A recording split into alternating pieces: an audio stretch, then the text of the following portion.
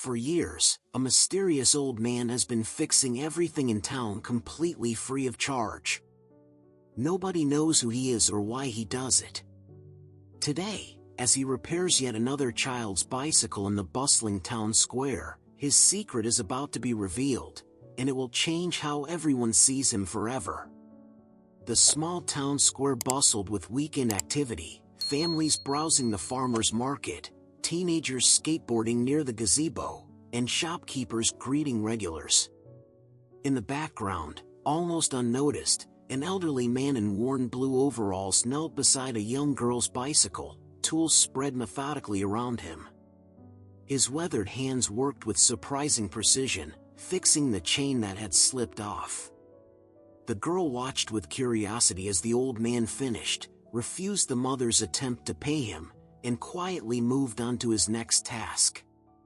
"He never takes a dime," the girl's mother explained to another parent watching from nearby.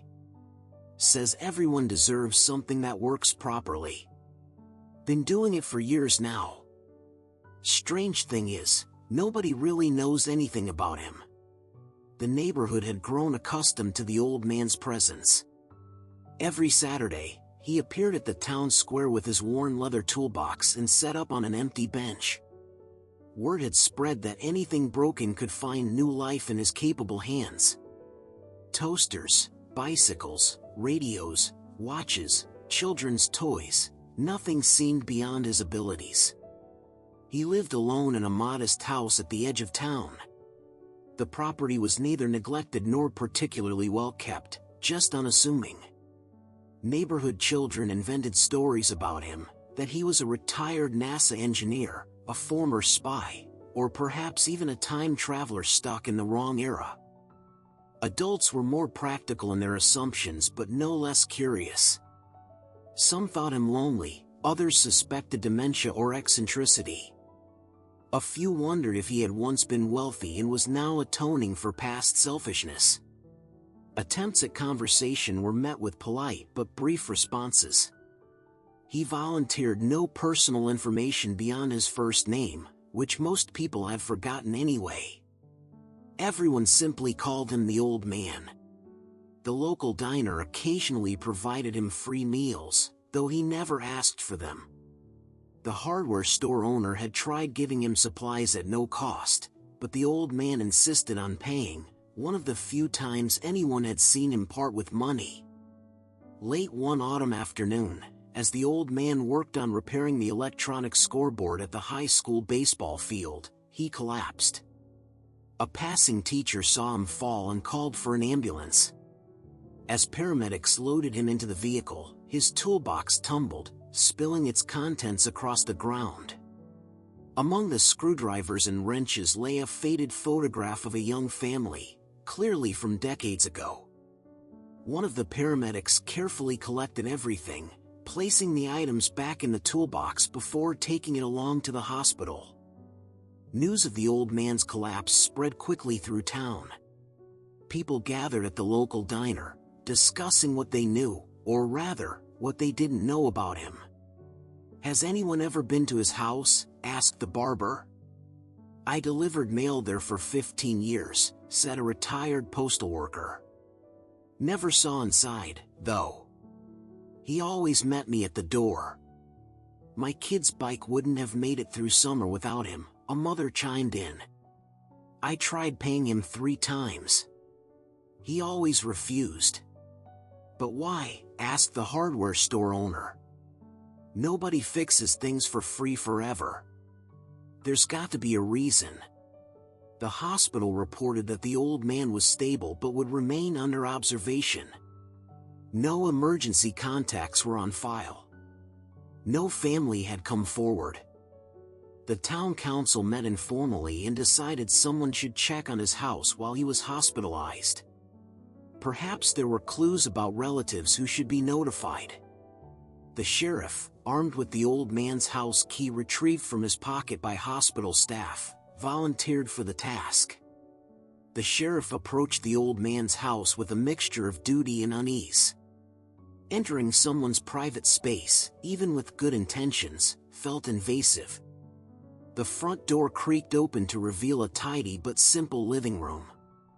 No television, just a radio on an end table beside a well-worn armchair. A bookshelf held volumes on engineering, electronics, woodworking, and machinery repair. Nothing seemed unusual until the sheriff entered the spare bedroom.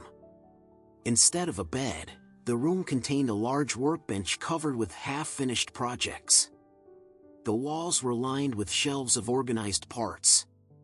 But what caught the sheriff's attention was the collection of framed photographs arranged above the workbench, dozens of them, showing people from town, young and old, smiling with their repaired possessions. The sheriff leaned closer, noticing small handwritten notes beneath each frame. "Sarah's bicycle reminds me of teaching Julie to ride," read one. "Mr. Wilson's antique clock, Father's was similar," said another. Each repair had a personal connection noted. At the hospital, a young nurse had taken a special interest in the old man. Unlike most patients who had visitors bringing toiletries and comforts from home, he had no one. She bought him a toothbrush and some basic necessities. "Been fixing things long?" she asked while checking his vitals. The old man studied her for a moment before answering. "Since I was very young. My father taught me," said, "understanding how something works means you'll never be helpless when it breaks." It was the most anyone had heard him say about himself. "Must be satisfying," she continued, "making broken things work again." "Everything can be fixed," he replied quietly.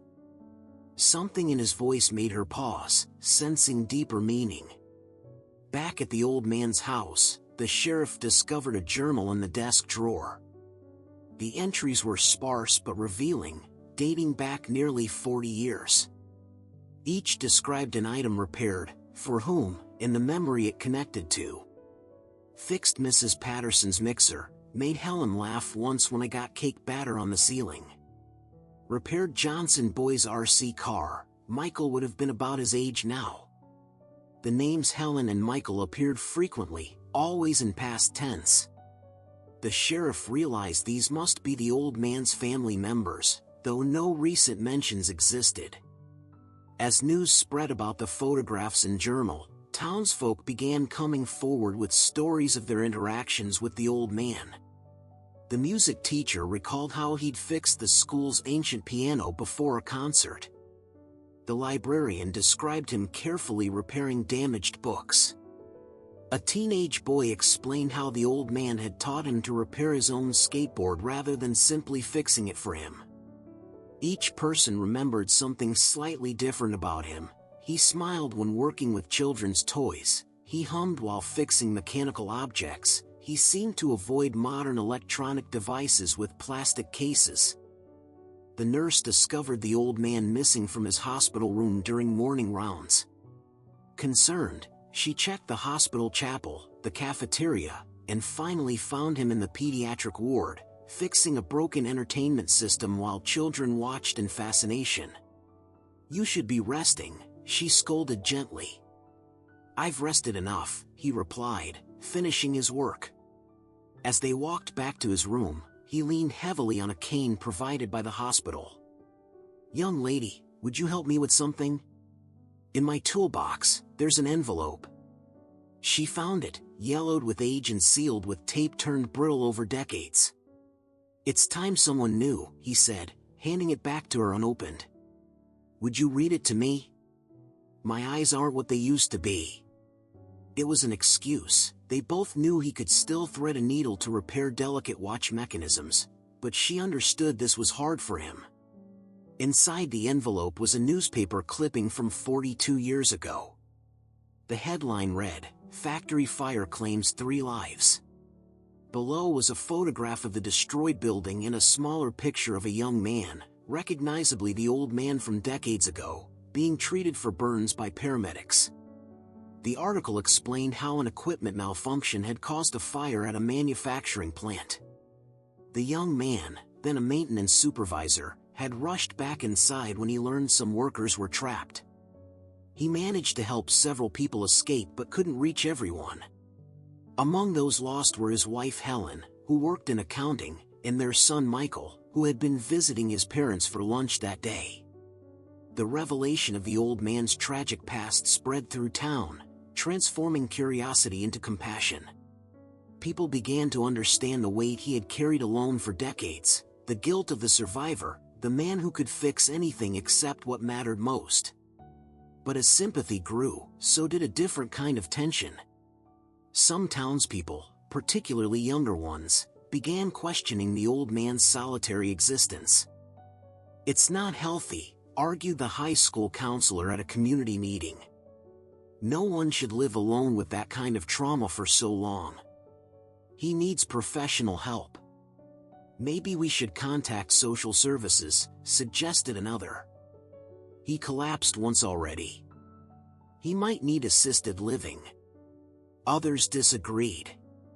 "He's managed just fine for decades," the hardware store owner countered. "Who are we to interfere now?"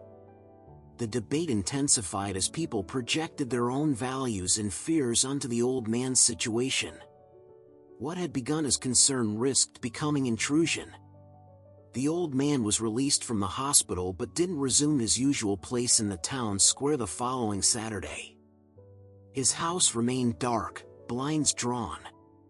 Several people brought food to his door, but none received answers to their knocks. When he finally emerged after a week's absence, he seemed different, more withdrawn, his movements stiffer. Word had reached him about the community's discussions regarding his welfare. The well-intentioned concern felt like a threat to the careful life he had constructed. At the diner, he overheard two women discussing him. "Such a waste of a life," one said. "Stuck in the past, fixing things to make up for what he couldn't save." The old man left his coffee untouched and walked out. That evening, a teenager who had often watched him work discovered the old man's toolbox sitting abandoned on his usual bench in the town square, a seemingly final resignation.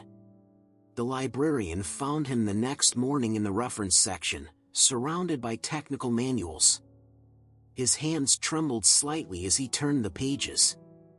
"People mean well," she offered, sitting beside him. "I know," he replied. "But they don't understand. I'm not fixing things because I'm broken. I'm fixing things because I'm still here." He closed the book. "For 42 years, I've asked myself why I survived when they didn't. This is my answer."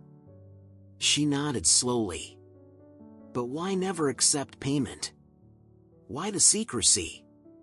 The old man looked down at his weathered hands. "The fire started because of faulty wiring I had flagged the week before. Management delayed repairs to meet production quotas." His voice cracked slightly. "I couldn't save them. But I could make sure nothing else failed if I could help it." He continued, "Payment would make it a transaction. This isn't work, it's purpose. Every repair is a promise kept." The librarian called an emergency meeting at the community center that evening. Nearly everyone came, except the old man himself. She shared their conversation, helping others understand what fixing things truly meant to him. "He doesn't need our pity," she concluded. "He needs our respect. And maybe something more." The room fell silent as people considered her words. Finally, the hardware store owner stood. "I have an idea." The plan formed quickly. The vacant storefront next to the diner would become a community repair shop. The landlord offered 6 months free rent. The high school shop teacher volunteered to help set up workstations. The hardware store owner promised discounted supplies. But would the old man agree? They needed to show him this wasn't charity or interference but recognition of his value. The sheriff was elected to approach him with their proposal.